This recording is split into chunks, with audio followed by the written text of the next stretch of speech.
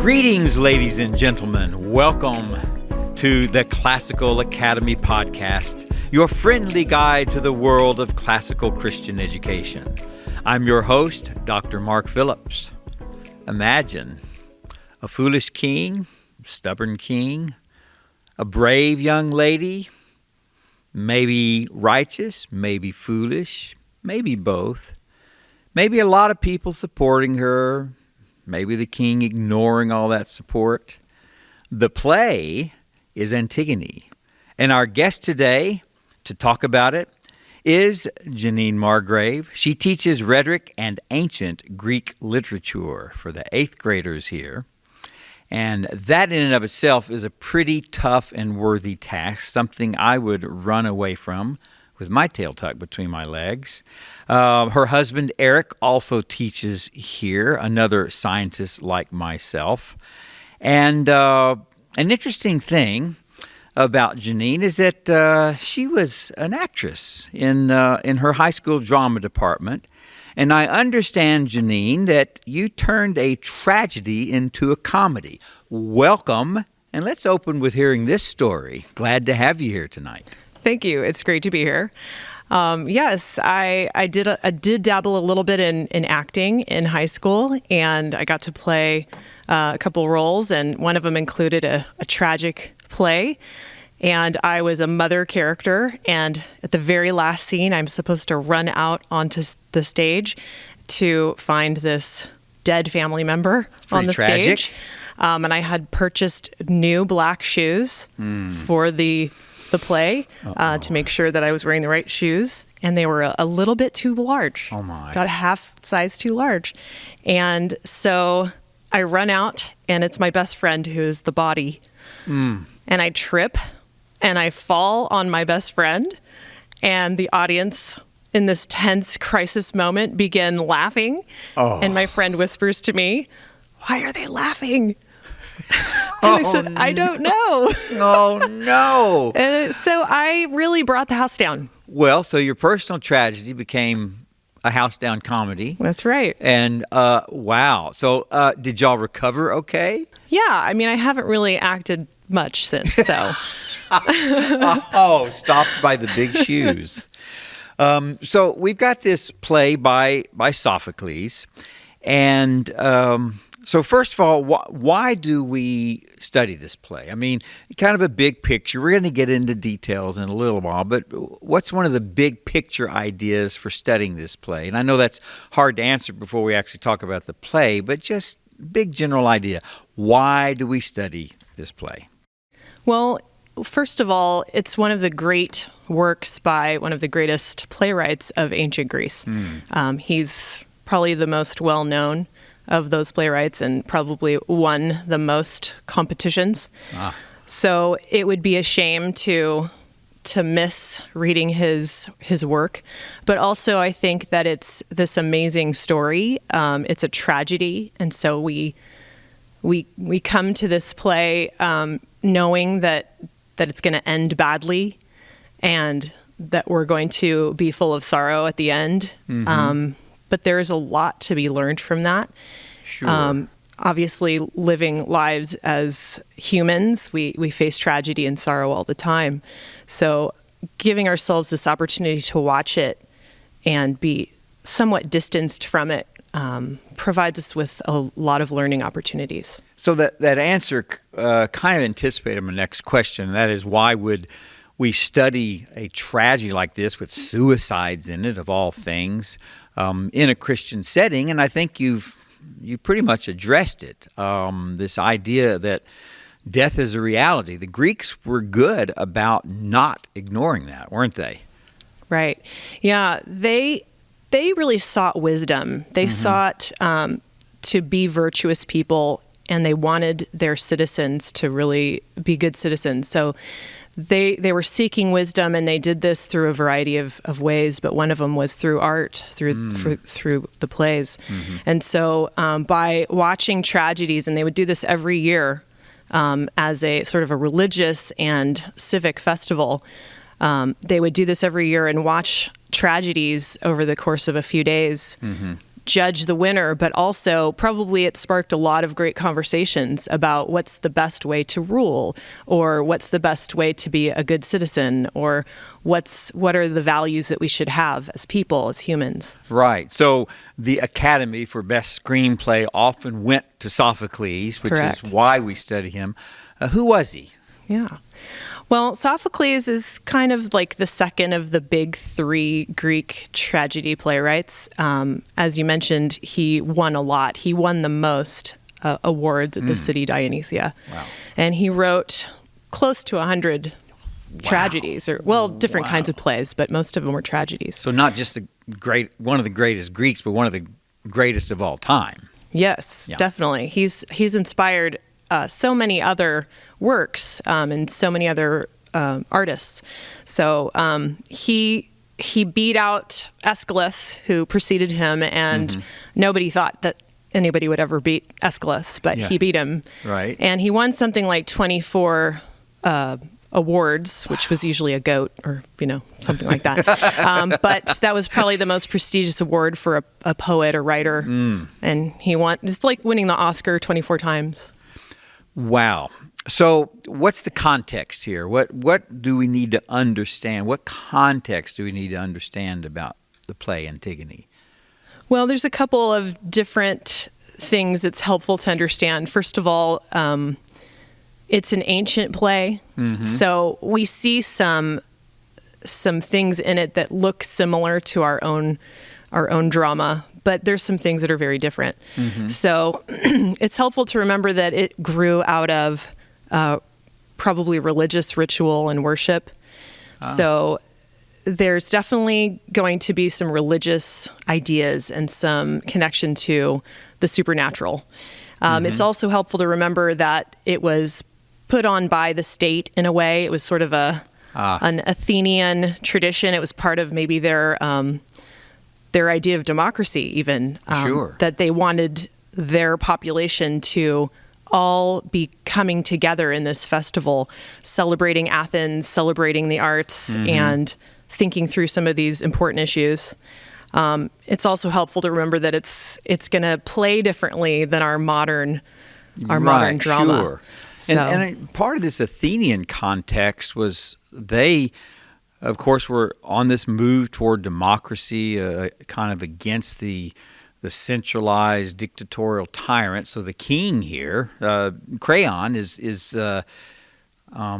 he doesn't come across very well in here. Is that, I know it's not so much a political play like a lot of Greek plays were, but is that theme present there? Is that one of the contextual things we want to look at, is the fact that the king's not put in a real good light, and the general populace, the chorus, it is. Is that one of the ideas here? Yeah, I think so. I think the Athenians were onto an amazing form of government, and I think that they were proud of who they were as this unique city-state. So, yeah, I think that we see that there's a warning there of what is the best kind of leadership, and just, let's be careful what we are about and who's in charge. Sure.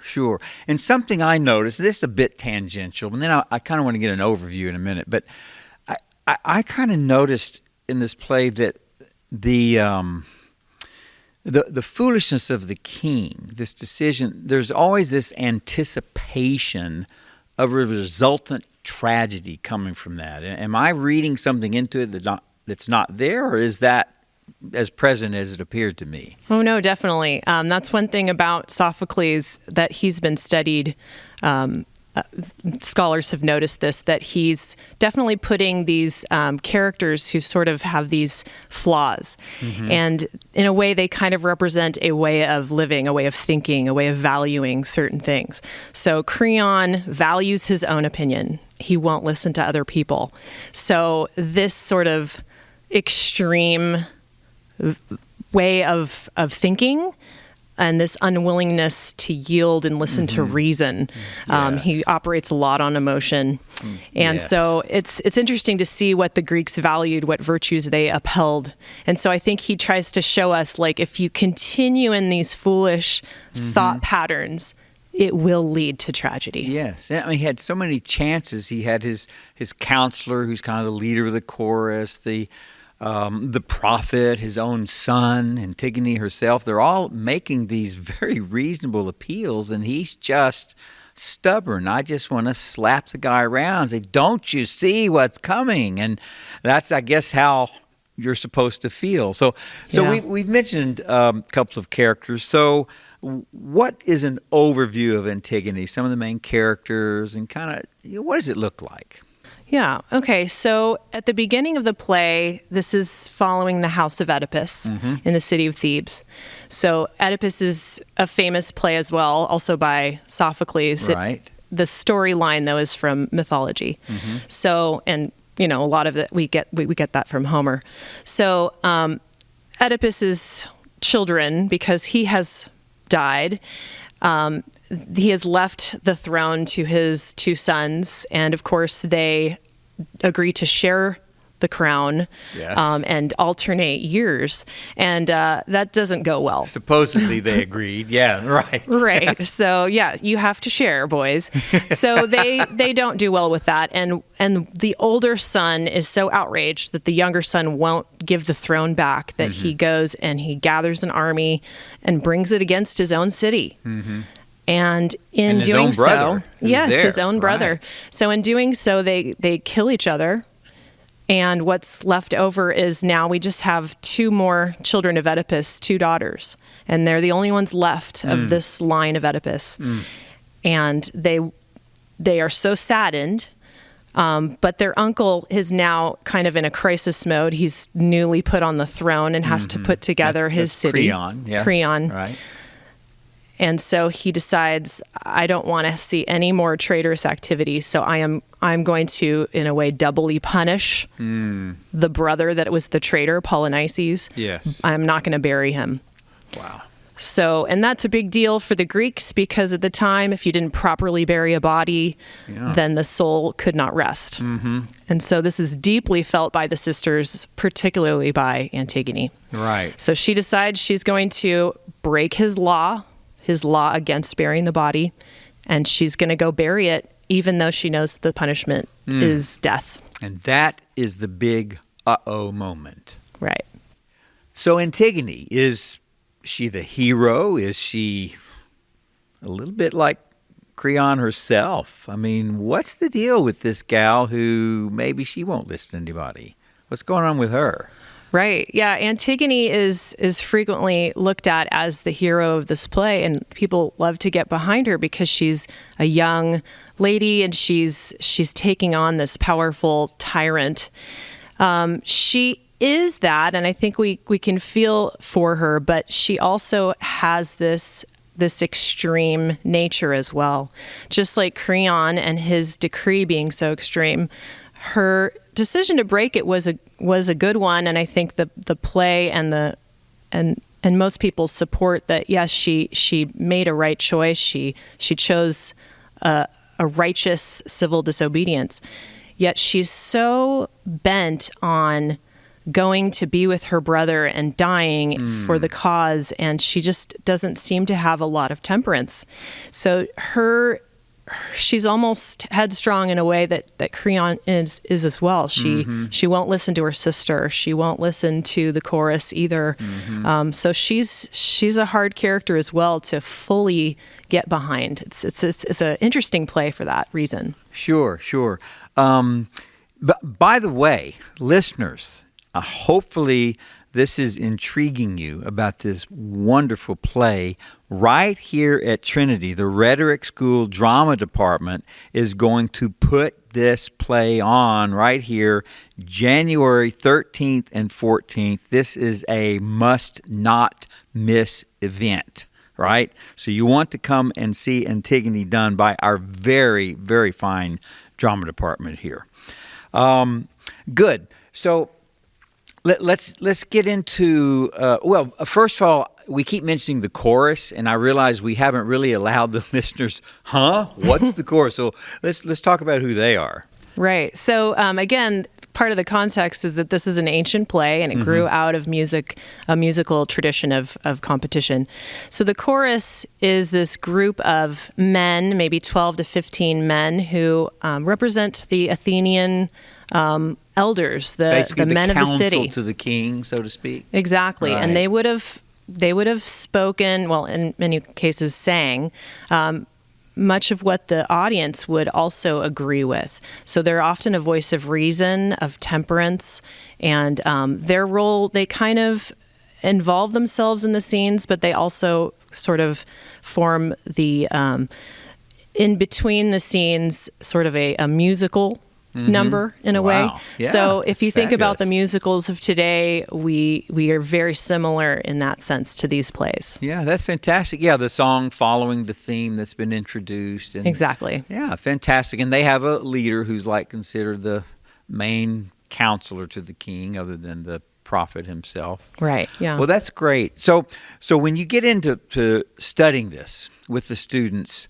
how do they react, and how are they formed? What's the intention here? What do we want to see happening in the students? Because especially the parents out there, they've got their children here studying this, and what's going to happen? What's the result? Well, we want to first of all think about what was the goal of tragedy, perhaps from the Greeks' point of view. So Aristotle spent a lot of time discussing this in his book Poetics, and he talks about how the goal of tragedy seems to be an opportunity to cleanse or maybe purge negative emotions that we might have. So one term for this that is used is catharsis.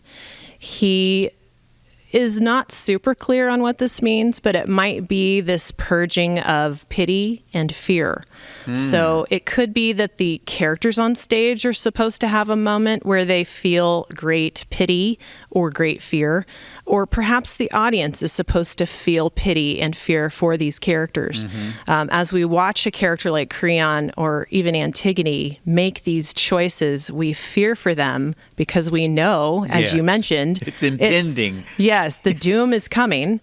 But we also pity them because they are like us. They are not fully bad characters, and they're not fully good characters. We see good qualities in them. There are certain moments where Creon has shining leadership ability. And of course, Antigone, we want to be behind her, but we also pity and fear for them as they are heading towards tragic ends. Sure. I tell you, it's amazing how these themes so parallel the Christian sanctification process, how they so parallel the struggles of the fallen world, and here they're writing this without this awareness of the Messiah himself, and yet it's truly inspired work. Yeah. It's truly inspired. So what do you hear from your students? Some of their responses. Do you see that they're getting this? Yeah, I think it takes them a while to really understand some of the language, but they do really understand the point of these characters are working through these flaws, and they're not listening, and they're not showing a lot of wisdom. But I'm hopeful that, through reading this tragedy, that they can see the hope, and there is a glimmer of hope at the end of these tragedies, that perhaps we can learn wisdom by watching these. And the idea that this was a festival to their gods during the springtime as sort of a time of being saved from the winter of sorrows and bring into a new hope of the spring. It just reminds us of we have Christ, and He went through this great tragic moment of history, our most important moment of history being, the cross to the resurrection. And that happens in the spring. And it's just a reminder that we have hope through tragedy, that no matter what hard situations we face in life, my students are facing hard situations, and it breaks my heart for them. But I hope that they can see there is hope on the other side, and that Christ is our hope. That's fantastic. You see with a Greek playwright like Sophocles, you see this imago Dei wisdom, and that it's like getting right there. It's getting right to that point, and we can all learn so much from it, especially we Christians who are struggling in our own walks. We have our own wrestling against sin. We have our own tragedies, and this shows such wisdom on the right decisions to make, when virtue should displace this stubbornness, and when wisdom should displace the foolishness. So it's fantastic. Right. So let's say I have a student, and they're studying Antigone with Miss Jennene Margrave. What would be some neat questions I should ask them? Right. Well, you could potentially ask them what they think about the idea of law. Like, is it okay to break a law? The civil disobedience question. Right. Yeah. Was the law a human law, or was that a law that's based on something more eternal? Like, does it seem like it fits in with the way that things are as they are in truth? So asking them, what do they think they would do in Antigone's position, perhaps? Right. We think about situations like, was it okay for the Ten Boom family in the hiding place to hide Jews and lie to the Nazis in order to preserve life? Mm-hmm. And we would say, yes. I think so. Preserving life was the higher law. It was the divine or eternal law. Sure. So I think helping students to understand the difference between those two things. I think also just thinking about helping them through how can God use the sorrows of our lives for good. Because everything, we should look at our lives as heading toward that ultimate good and that ultimate hope, even if we hit all of these tragedies along the way. Right.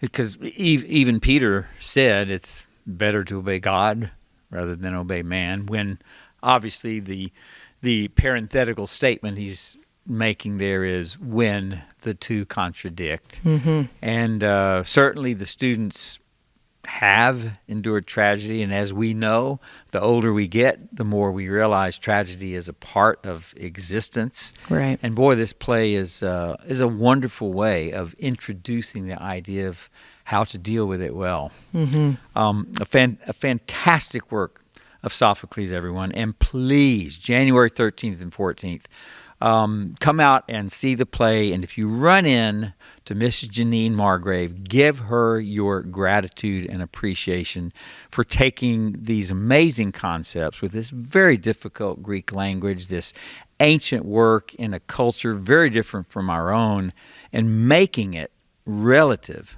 to these kids and making it mean something that they will take with them throughout their lives. Jennene, thank you so much for being with us. You've made Antigone come alive for everyone, and I hope they will go out and read through it themselves and certainly be here in January to see the play. Thank you. And to all of you, thank you so much for joining us on the Classical Academy podcast, presented by Trinity U, a service of Trinity Classical Academy right here in Santa Clarita, California. Our producer is Shay Ramquist. Stephen Petrie is our audio engineer and provides our original music. So until next time, let's all continue to grow in wisdom, in virtue, and in the love of God. Thanks, and God bless.